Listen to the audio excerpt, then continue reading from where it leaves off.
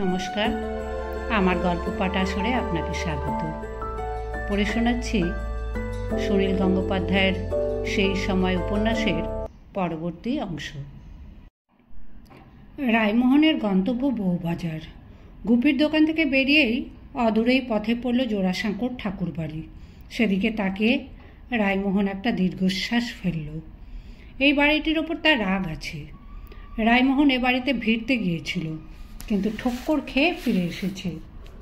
দ্বারকানাথ ঠাকুরের বাড়ি যাতায়াত করতে পারলে দেশের 10টা লোকের কাছে ইজ্জত বাড়ে।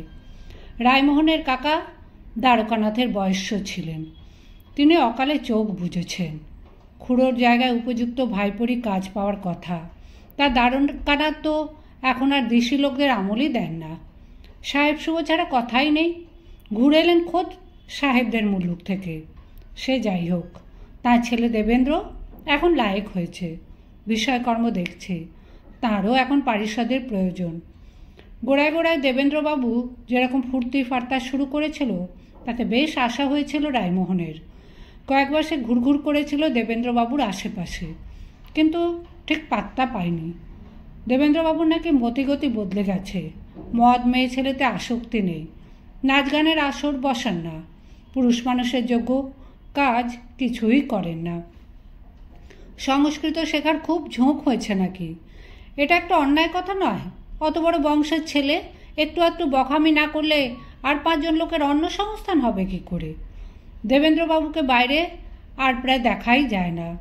কিছু মেনিমুখ বদ্দার সঙ্গে দিন রাত কী সব গুজুর ফুসুর ফুসুর করেন, রায়মোহন ঠিক তাল ধরতে পারছে না।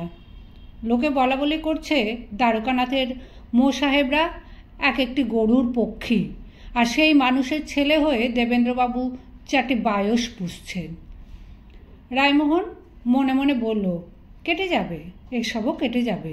এসব নিরিমিষি ভরং আর কত দিনের? জমিদার বাড়ির ছেলে রক্ত চাটবে না, এ কখনো হয়? যানবাজারে কমলা সুন্দরীর বাড়িতে আজ দারুণ আসর জমেছে। লখনৌ থেকে কালোয়াতি গানের এক ওস্তাদ আর তবলা বাজনাদার আনিয়েছে রামকমল সিংহ। এসবই কমলা সুন্দরীর মনোরঞ্জনের জন্য। কমলা সুন্দরীর নৃত্যের খ্যাতি দিক বিদিক ছড়িয়েছে। সে আরও তালিম নিতে চায়। ব্যয়ের ব্যাপারে রামকমল সিংহের কোনো কার্পণ্য নেই। কমলা সুন্দরী যে কোনো আবদার তিনি রক্ষা করতে প্রস্তুত। বাবু তো বাবু, রামকমল সিংহ, একথা স্বীকার করছে সকলে। 5 জন লোক ডেকে নিজের রক্ষিতার নাচ দেখানো, এমন কাজ আগে কেউ কখনো করেনি।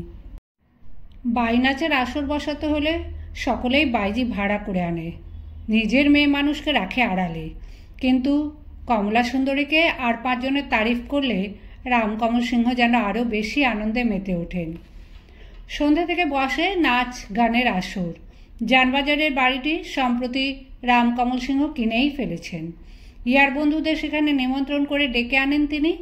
খাদ্য মদ্য থাকে অঢেল, কিন্তু স্ত্রীলোক ওই একটি। রাত বাড়ার সঙ্গে সঙ্গে ফুর্তির মাত্রাও চড়তে থাকে। কমলা সুন্দরীর গাত্রবর্ণ ভ্রমর কৃষ্ণ। লাল রঙের ঘাগড়া ও ওড়নাই তার পছন্দ। আসরের মাঝখানে তাকে মনে হয় একটি ঘুরন্ত রক্তবর্ণের শিখা।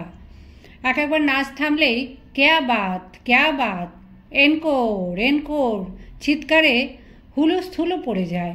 উত্তেজনা যখন তুঙ্গে, তখনই এক এক সময় রামকমল সিংহ উঠে আসরের মাঝখানে এসে কমলা সুন্দরীর কোমর বেষ্টন করেন। সে সময় যুগল নৃত্যের জন্য সমস্বরে অনুরোধ আসে মুহুর্মুহু, কিন্তু রামকমল সিংহ সকলের সামনে নিজেকে এতটা খেলো করতে চান না। তার মুখে ফুরফুরে হাসি, চক্ষু ঢুলু ঢুলু। তিনি সেই অবস্থায় কমলা সুন্দরীকে পাশের শয়নকক্ষে নিয়ে গিয়ে দ্বার বন্ধ করে দেন। এই প্রকার ব্যবহারে রামকমল সিংহ বেশি আনন্দ পান। লাস্যময়ী কমলা সুন্দরী যখন উপস্থিত ভদ্র 5 জনের কাছে কামনিয়া হয়ে ওঠে, যখন সেই সকলেরই বুকে লালসাবহ্নি জ্বেলে ওঠে, সেই সময় রামকমল সিংহ যেন তাদের বোঝাতে চান, দেখো, এই রমণী শুধু আমারই অঙ্কুশায়িনী। রায়মোহন এ আসরে নিয়মিতই উপস্থিত থেকে এ মজা দেখে। আজ সে এই গৃহের কাছাকাছি গিয়েও অন্দরে প্রবেশ করল না। প্রথমে ভেবেছিল কিছুক্ষণ অন্তত বসে খানিকটা পরশময়ীপদীর সুরা টেনে আসবে, কিন্তু মন বদল করে ফেলল। সে চলল বউবাজারের দিকে। ছিপছিপ ছিপছিপ করে বৃষ্টি পড়ছে। ছাতা সঙ্গে রাখে না রায়মোহন, ভিজতেই লাগলো। লম্বা লম্বা পা ফেলতে লাগলো খানাখন্দ বাঁচিয়ে। তার মনের মধ্যে একটা দোটানা চলছে।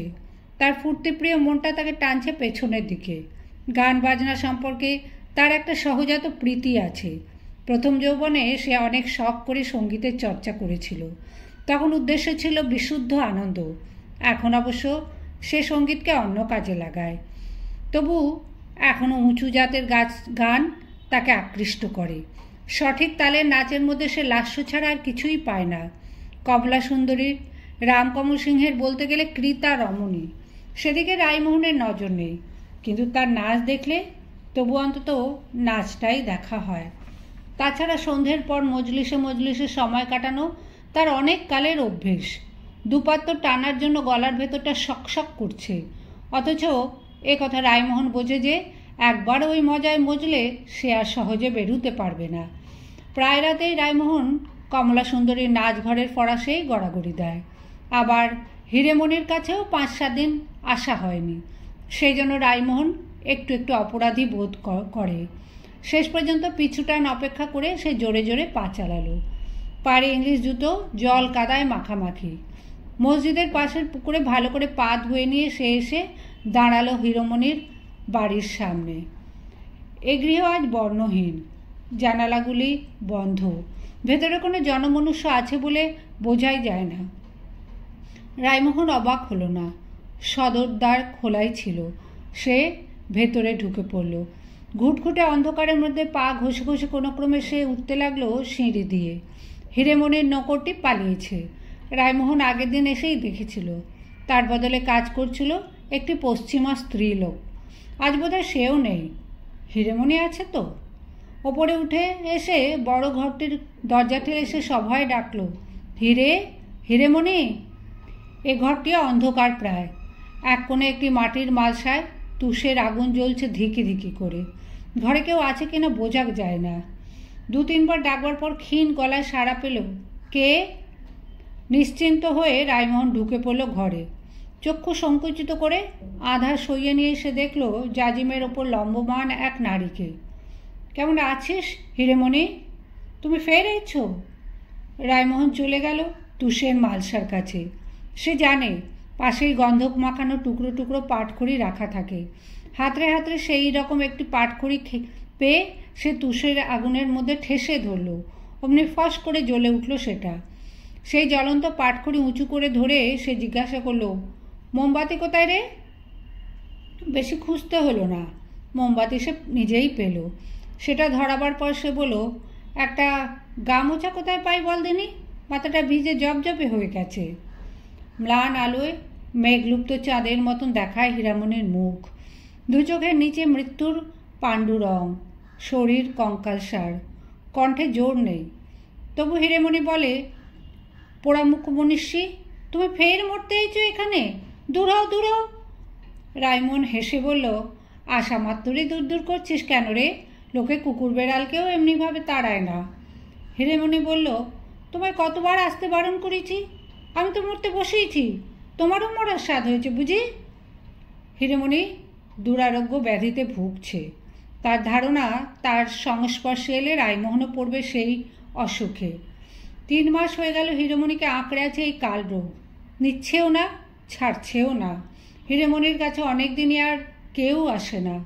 তার জিনিসপত্রও ক্রমে ক্রমে উধাও হয়ে গেছে। যৌবন চলে গেলে বারবনি তার আর কিছুই থাকে না। কিন্তু হীরামণির বয়স এখনো 20 পূর্ণই হয়নি।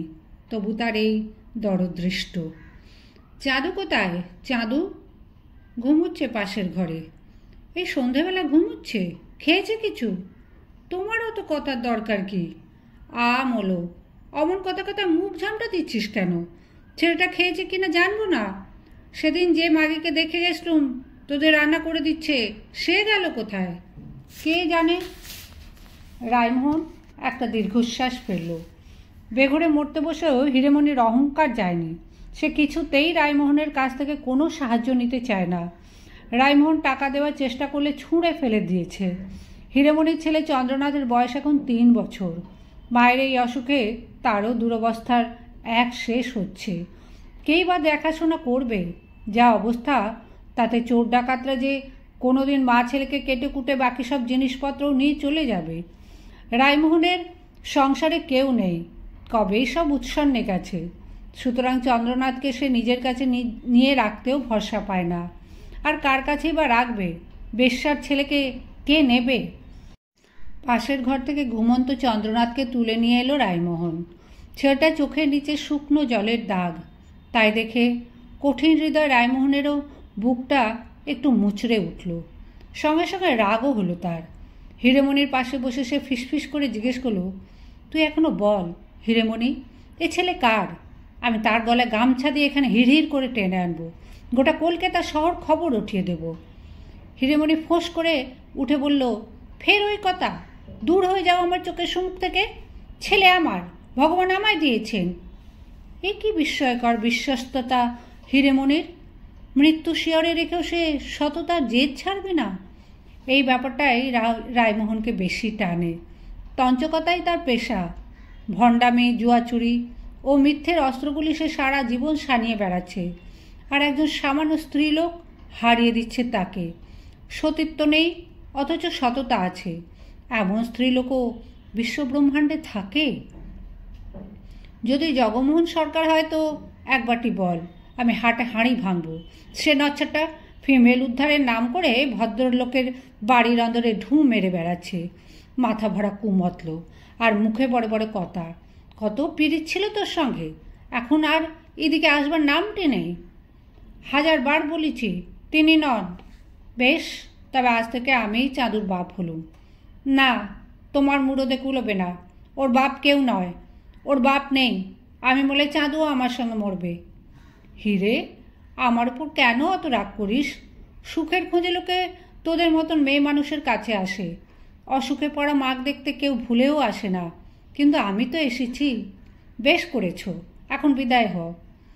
চাঁদুকে আমি আজ থেকে পুষ্যি নিলুম। এই দেখ। ট্যাগ থেকে সোনার হারটা বার করে সে পরিয়ে দিল চন্দ্রনাথের গলায়। তারপর ছোট একটি হাততালি দিয়ে বলল, বাহ, দিব্যি মানিয়েছে। খুলে নাও, এক্ষুনি খুলে নাও। কার ঘর থেকে চুরি করা মাল তুমি এখানে গচাতে এইছো? চুরি করা? তোকে কি রেখেতে বলছি, এ আমার হক্কের জিনিস। ওকে আজ ছেলে বলে ডাকলুম, খালি হাতে আসা যায়? তোকে আর একটা কথাও বলছি, আজ থেকে আমি এখানেই ঠাঁই নেব, আর যাচ্ছি নি। আমি এখনই বেরিয়ে খাবার দাবার কিনে আনছি। তুই ভেবেছিস আমায় ফাঁকি দিয়ে পালাবি? চন্দ্রনাথের মুখশ্রী সুন্দর গৌরবর্ণ, সোনার হারটি পরানোতে সেই শিশুকে আরও সুশোভন দেখায়। রায়মোহন সেদিকে মুগ্ধভাবে তাকিয়ে রইল। পুষ্যি নেওয়ার দিন একটা কিছু স্বর্ণালঙ্কার দেওয়া নিয়ে কথা। তারপর আবার টাকা পয়সা হঠাৎ ঘাটতি বললে ওই হারটি বেচে দিয়ে আবার 2-5 দিন চালানো যাবে। হীরেমণি আর পারল না, নিঃশব্দে অশ্রু বর্ষণ করতে শুরু করলো। রায়মণি হীরেমণির শীর্ণ গ্রীবায় হাত রেখে বলল, তোকে আমি সারিয়ে তুলবই। তুই ভালো হয়ে ওঠ হিরে। তারপর তোতে আমাতে মিলে আগুন জ্বালাবো। তোকে আমার খুব দরকার।